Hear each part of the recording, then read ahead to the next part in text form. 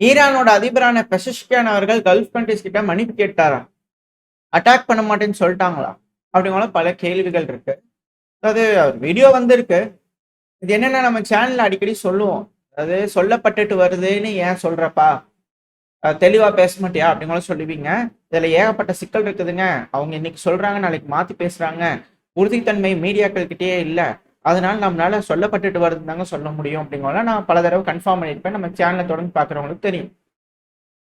இல்ல மேலும் ஒரு விஷயம் என்னன்னா, இந்த குப்பியான்ஸ்க ரஷ்ய வீரர்கள் வந்து புடிச்சுட்டாங்க அப்படிங்கிற செய்திகள் வரும்போது, புட்டின் அவர்கள் வந்து பார்த்தீங்கன்னா, ஜெனரல கூப்பிட்டு உட்கார வச்சு பேசுவார். ஒண்ணும் அவசரம் இல்ல. தப்பானாலும் பிரச்சனை இல்ல. பொறுமையா இருந்தாலும் பிரச்சனை இல்ல. தெளிவா தான் சொல்றியா? புடிச்சாச்சா? கன்ஃபார்மா? அப்படிங்கிறத கேட்டுட்டு உறுதி செஞ்சுட்டு தான் குப்பியான்ஸ்க புடிச்சாச்சு அப்படிங்கிற புட்டின் அவர்கள் சொல்லுவார். அது அவரு வந்து பார்த்தீங்கன்னா, என்ன ஒரு மோட்டிவ்ல கேட்டிருப்பானே எனக்கு ரஷ்யா தெரியாது. பட் இருந்தாலும் அவங்க ரஷ்ய மொழியில தானே பேசிக்குவாங்க ஜெனரல்ஸ்லாம். ஸோ அப்படி பேசிக்கும்போது அதுல டிரான்ஸ்லேஷன்ல டிரான்ஸ்லேட் ஆகி வரதுல வந்து பார்த்தீங்கன்னா, அந்த ரஷ்யன் சோர்சஸ் தரப்புல இருந்து கன்ஃபார்ம் பண்றாரு. கிளியரா தான் சொல்றீங்களா? அவசரப்பட்டு சொல்லாதீங்க. பொறுமையா டைம் எடுத்துக்கோங்க. ஒண்ணும் பிரச்சனை இல்ல. வேகமாலாம் ஒண்ணும் செய்யணும்னு நீட் இல்ல அப்படிங்கிறது போல தான் அவரு கேட்பாரு. ஆனா மேற்கு மீடியாக்கள் என்ன சொல்லுவாங்கன்னா, ரஷ்யன் பிரசிடென்ட்டே பிடிச்சதை நம்பல அப்படிங்கிறது வந்து பாத்தீங்கன்னா டைட்டில்லாம் அந்த டைம்ல பார்க்க முடிஞ்சது. ஆக்சுவலா அவர் அப்படி சொல்லவே கிடையாது. அப்ப என்ன சொல்ல வர? பெசஸ்கியான் அவர்கள் அப்படி சொல்லலையா அப்படிங்களை கேட்பீங்க இல்லையா? இதுக்கு பின்னாடி நிறைய விஷயங்கள் நடந்திருக்கு. என்னன்னா, டீ கடை பெஞ்சில் ஒரு விஷயம் போயிட்டு இருக்கு. சவுதி அரேபியா தொடர்ந்து ஈரானை நச்சரிச்சுட்டே இருந்துக்கிறாங்க. தலைவரே வாங்க பேசலாம் பேசலாம் அப்படிங்கள வந்து பேசிட்டு இருந்திருக்கிறான். அவங்களும் முடிஞ்ச வரைக்கும் நான் சுக்கா பேசி பார்த்துக்கிறேன். பட் இருந்தாலும் ஒரு கட்டத்துக்கு மேல புட்டின் அவர்கள் அங்க சைனா இவங்களெல்லாம் பிடிச்சி எப்படியோ ஒரு கான்டாக்ட் எஸ்டாப்ளிஷ் பண்ணி பேசலாம் அப்படிங்கள பேசிக்கிறாங்க. இது வந்து பின்னாடி இருக்கக்கூடிய விஷயங்கள். பேசினாங்களா இல்லையான்றது கடவுளுக்கு தான் வெளிச்சம். ஸோ ஒருவேளை அது நடந்திருக்கு. ஒரு விஷயம் வந்து பார்த்தா நடந்திருக்கு. அமெரிக்கா ஏதாவது பண்ணப்பா, ஏதாவது செய்யப்பா அப்படிங்கிற கால்கள் இருந்தாலும் ஆச்சரியப்படுறதுக்கு இல்லை. ஸோ சவுதியும் ஈரானும் என்னமோ நடந்திருக்கு. இந்த பிரச்சனையை முடிக்கிறதுக்காக ஏதோ சீஸ்ஃபயருக்காக ஏதோ பேசியிருக்காங்க. திடீர்னு வந்து பார்த்தீங்கன்னா அது அது வந்து வதந்தி தான். திடீர்னு சவுதி அரேபியாவோட டிஃபென்ஸ் மினிஸ்டர் வந்து பார்த்தீங்கன்னா வான் பண்ணிக்கிறான். சும்மா தேவையில்லாம கணக்கு போட்டுருக்கிறாதீங்க. சும்மா மிசைல்ஸ் வந்து டார்பூர்னு ஏவறதுனால நீங்க நினைக்கக்கூடிய கனவெல்லாம் வந்து பார்த்தீங்கன்னா நடந்துராது. இந்த ஸ்டெபிலிட்டி, இந்த ஸ்திரத்தன்மையை வந்து பார்த்தீங்கன்னா அது பாதிக்குது. த்ரிட்டானா இருக்கு இந்த பகுதியில் அப்படிங்கிற ஏகப்பட்ட விஷயங்கள். அதுவும் பிரின்ஸ் காலித் பின் சல்மான் அவர்கள் வந்து பார்த்தீங்கன்னா பேசும்போது ஜெனரல் முனீர் அவர்கள் இருக்கார் இல்லையா, பாகிஸ்தானோட ஆர்மி சீஃப், கூப்பிட்டு உட்காந்து பேசும்போது அவர் சொல்லும் போது ரெண்டு விஷயம் சொல்லியிருந்தார். இப்ப ஈரான் அட்டாக் பண்றாங்கல்ல, அதுக்கு கவுண்டர் கொடுக்கறதுக்கு இப்ப அட்டாக் பண்ணாங்களா, அது கவுண்டர் பண்றதுக்கு நம்ம யோசிக்கணும். ஒரு ஸ்ட்ராட்டஜிக்கான ஒரு ஃப்ரேம் ஒர்க்கை உருவாக்கணும் அப்படிங்கிற சவுதியை கூப்பிட்டு உட்காச்சு பாகிஸ்தானை கூப்பிட்டு சவுதி பேசிக்கிறான். இப்ப பாகிஸ்தான் கிட்ட இருக்கிற ஆயுதம் எதுவா இருக்கும்? நார்மலா நீங்களே சொல்லுங்களேன். பாகிஸ்தான் அமெரிக்கா கிட்ட ஆயுதத்தை வாங்கி சவுதிக்கு தர முடியாது. ஏன்னா அமெரிக்கா ஈரானோட யுத்தத்துல இருக்கு. இப்போ பாகிஸ்தான் யார்கிட்ட போய் வாங்குவாங்க ஆயுதம்? சீனா கிட்ட வாங்குவாங்க.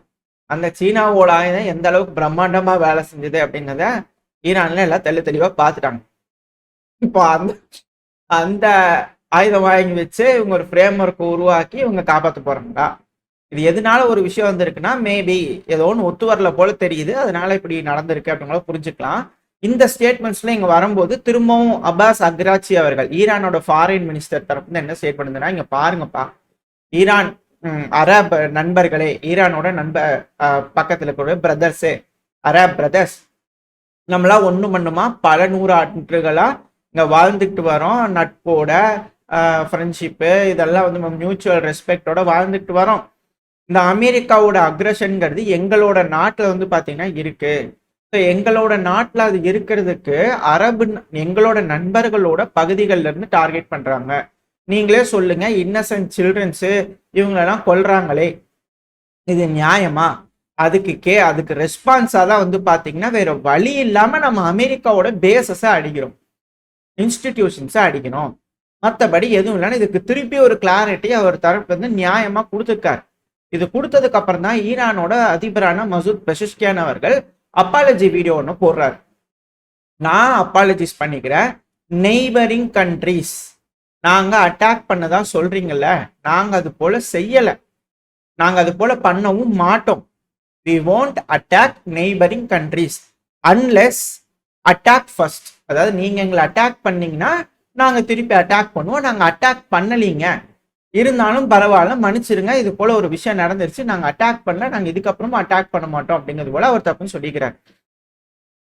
இதுல என்னன்னா 2 நாளைக்கு முன்னாடி அசர்பைஜானுக்குள்ள ட்ரோன் தாக்குதல் நடந்தது. அசர்பைஜான்ல திடீர்னு ஒரு ஐஆர்சிஜியோட பைய புடிச்சிட்டோங்கிறாங்க. ஏகப்பட்ட விஷயங்கள். அலியேவ் அவர்கள் நீங்க அப்பாலஜிஸ் பண்ணியே ஆகணும் மீடியாக்கள் முன்னாடி, இல்லைன்னா ஃபேஸ் ரிட்டாலியேஷன் அப்படிங்கூட அவர் தரப்பு வந்து மிரட்டி இருக்கிறாரு.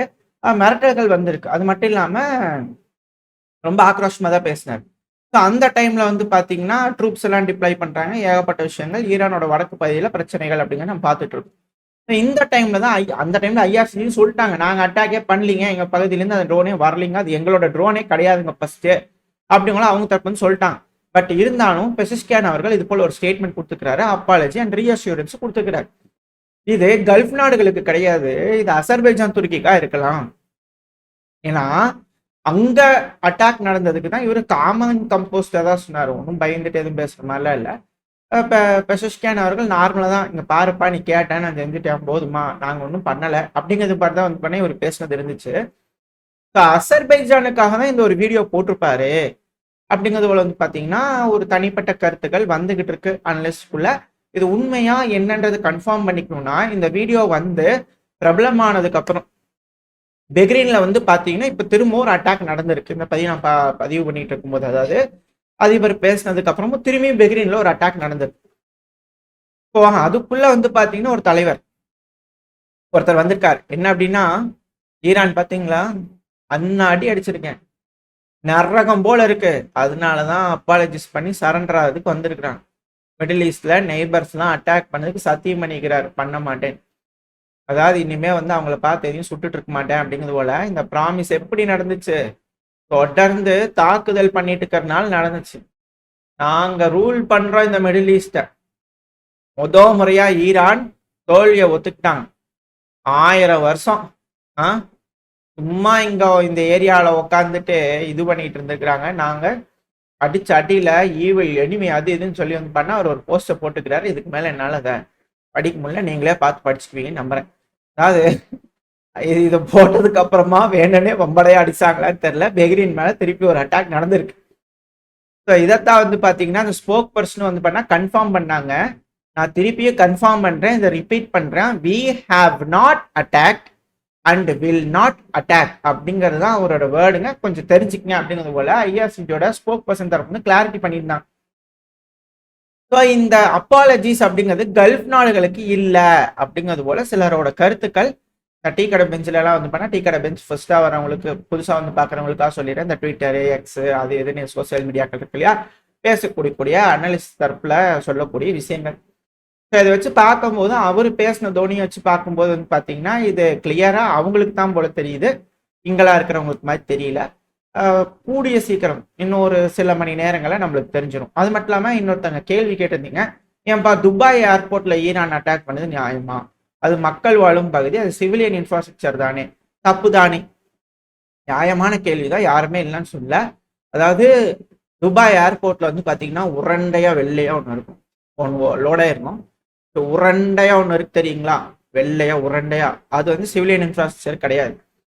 சிவிலியன் இன்ஃப்ராஸ்ட்ரக்சருக்குள்ள வச்சிருக்கக்கூடிய ஒரு இராணுவ தளம், இன்டெலிஜென்ஸ் கலெக்ட் பண்ணக்கூடிய ஒரு பாயிண்ட். இந்த ரஷ்யா உக்ரைன் பிரச்சனை நம்ம சேனல்ல பார்க்கறதுக்கு தெளிவா தெரியும், உக்ரைன் எப்படி மக்களை கேடயமா பயன்படுத்துறாங்கன்னு சொல்லிட்டு. ஸோ துபாய் ஏர்போர்ட்டா இருக்கட்டும், பெஹ்ரீன் ஏர்போர்ட்டா இருக்கட்டும்ங்களா, ஈரான் அடிக்கிறாங்கன்னா இந்த உரண்டையா வெள்ளையா இருக்கு இல்லையா, ஸோ அதை மட்டும் தான் எய்ம் பண்றாங்க. இப்போ என்ன இருக்குன்னா எலக்ட்ரானிக் வார்ஃபேர்ல அதை வந்து பண்ண சப்ரஸ் பண்ணியிருக்காங்க. ஸோ கொஞ்சம் தள்ளி போய் விழுந்திருக்கு. ஈரானோட டார்கெட் அதுதான். இந்த வெள்ளை உருண்டைகள் நீங்க பாத்தீங்கன்னா தெரியும், வெள்ளை உருண்டைகளை எல்லா பக்கத்தையும் தாலி பண்ணி வச்சிருக்கிறாங்க ஈரான். பேசஸ்லாம் அது இருக்கும், அதெல்லாம் அடிச்சிருக்காங்க எல்லா பகுதியிலையும். ஸோ ஏர்போர்ட்குள்ள இருக்கக்கூடிய அந்த வெள்ளை உருண்டைகளை டார்கெட் பண்றாங்க. அந்த வெள்ளை உருண்டைகள் அது எலக்ட்ரானிக் ஜாமர் யூஸ் பண்ணா கொஞ்சம் தள்ளி போய் விழுந்திருக்கே தவிர மற்றபடி அவங்க டார்கெட் பண்றது எல்லாமே வந்து பண்ணா மிலிட்டரி இன்ஃப்ராஸ்ட்ரக்சர் தான். சிவிலியன் இன்ஃப்ராஸ்ட்ரக்சர் அவங்க கை வச்சிருந்தாங்க அப்படின்னா கண்டிப்பா இந்த பிரச்சனை வேறையா இருந்திருக்கும். ஏடபிள்யூஎஸ் அமேசான்கள் சிவிலியன் இன்ஃப்ராஸ்ட்ரக்சர், மக்கள் வேலை செய்வாங்க, எல்லாம் பண்ணுவாங்க அப்படிங்கிற திரும்ப திரும்ப கேள்விகள். அதுக்கு நான் ஒன்று கிளாரிஃபை பண்ணிடுறேன், டேட்டா சென்டருங்கிறது ஏஐக்கு ரொம்ப ரொம்ப தேவை. ஏஐங்கிறது வந்து பார்த்தீங்கன்னா அதிகப்படியாக இஸ்ரேலா இருக்கட்டும் அமெரிக்காவட்டும் யூஸ் பண்ணிருக்காங்க. இந்த ஏரியாவில் வந்து பார்த்தீங்கன்னா டேட்டாஸ் எல்லாத்தையும் கலெக்ட் பண்ணி அனலைஸ் பண்ணுறதுக்கு அது தேவை. ஸோ அது வந்து பியூர் ஃபார்மா வந்து பாத்தீங்கன்னா சிவிலியன்ஸ் மட்டுமே யூஸ் பண்ற மாதிரி இல்லை, அதிகப்படியா மிலிட்டரி தான் அதை யூஸ் பண்றாங்க அப்படிங்கிற ஒரு தகவல்களும் இருக்கு. எந்த அளவுக்கு உண்மைன்னு தெரியல. பட் ஆனால் இது போல விஷயங்கள் இருக்கு. நீங்க நார்மலா ஏஐ டேட்டா சென்டர் வேணுமான ஒரு நியூஸ் கூட வச்சுக்கோங்க. நீங்க சர்ச் பண்ணி பாருங்க, கூகுள்லயே கேளுங்க, உங்களுக்கு அது போல விஷயங்கள் வந்துச்சுன்னா நீங்களே வெரிஃபை பண்ணிக்கோங்க. ஸோ எந்த அளவுக்கு டேட்டா சென்டர் ஏஐக்கு தேவை, அதுவும் ராணுவ ஏஐகளுக்கு தேவை அப்படிங்கிறது நீங்களே தெரிஞ்சுக்குவீங்கன்னு நினைக்கிறேன்.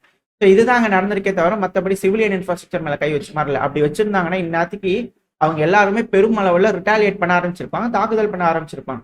சிவிலியன்ஸ் மேல எந்த ஒரு பிரச்சனையும் இல்லாதனால தான் எல்லாரும் கண்டனங்கள் தெரிவிச்சுட்டு அதை விட பெருசா தெரிய மாதிரி இல்லை, சும்மா தாக்குதல் பண்ணாதீங்க அப்படிங்கிற சொல்லிட்டு இருக்காங்களே தவிர அமெரிக்காவோட பேஸ் மேலே தான் அழிச்சிட்டு இருக்காங்களே தவிர கிளியரா அங்க இருக்கக்கூடிய மக்கள் எல்லாம் எதுவும் தொந்தரவு பண்ற மாதிரியான எந்த ஒரு விஷயமும் இல்லை. அங்க இருக்கக்கூடிய மக்களை கேட்டாலும் எதுவும் இல்லை, சும்மா அங்கேயும் வந்து உழுகுது அவ்வளவுதாங்க அப்படிங்கிறது போலதான் எல்லாரும் சொல்றாங்க. கன்ஃபர்மேஷனும் வந்து பாத்தீங்கன்னா அங்க லோக்கல் சோர்ஸ்ல இருந்தாங்கன்னா கேட்டு பாருங்க, ஒன்றும் சிவிலியன்ஸுக்குலாம் ஏதோ ஒரு பாதிப்பு இருக்கிற மாதிரி தெரியல இப்போ வரைக்கும். பட் ஆனால் அமெரிக்கா பேஸுக்கு ஹெவியான இழப்புகள் ஏற்படுது அப்படிங்கிறது மட்டும் புரிஞ்சுக்க முடியுது.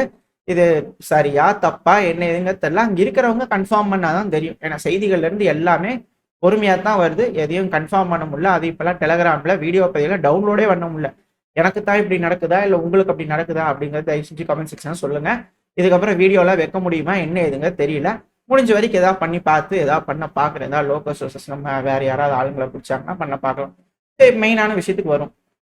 ஸ்காட் பெசன்ட் அவர்கள் ட்ரெஷர் செக்ரட்டரி, இவர் ட்ரெஷரரா இல்லை செக்ரட்டரி ஆஃப் வாரா அப்படிங்கிறது போல தெரியல.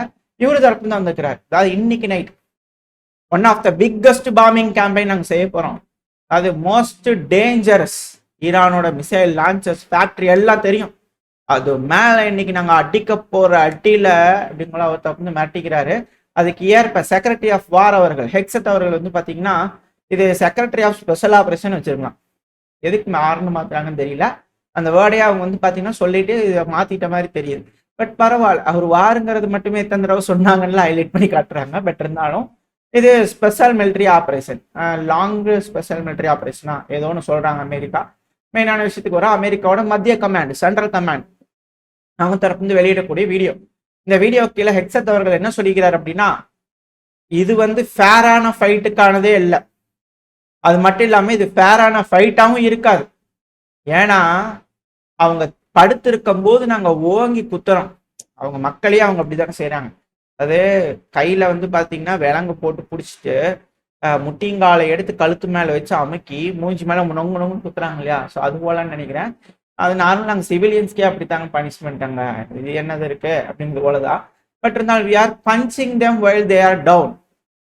அது மட்டும் இல்ல, B-52 பாம்பர் இன்வால்வ் ஆகுதுன்னா அது ஃபேராகவே இருக்காது அப்படிங்கிற சொல்றாரு. அப்படின்னா என்ன அர்த்தம், சிவிலியன்லாம் முடிஞ்சிங்க, எல்லா இன்ஃப்ராஸ்ட்ரக்சர் அடிப்போம், எல்லா குண்டெல்லாம் இறக்கும் அப்படிங்கிற மிரட்டுறாங்களா அப்படிங்கிறது தெரியல.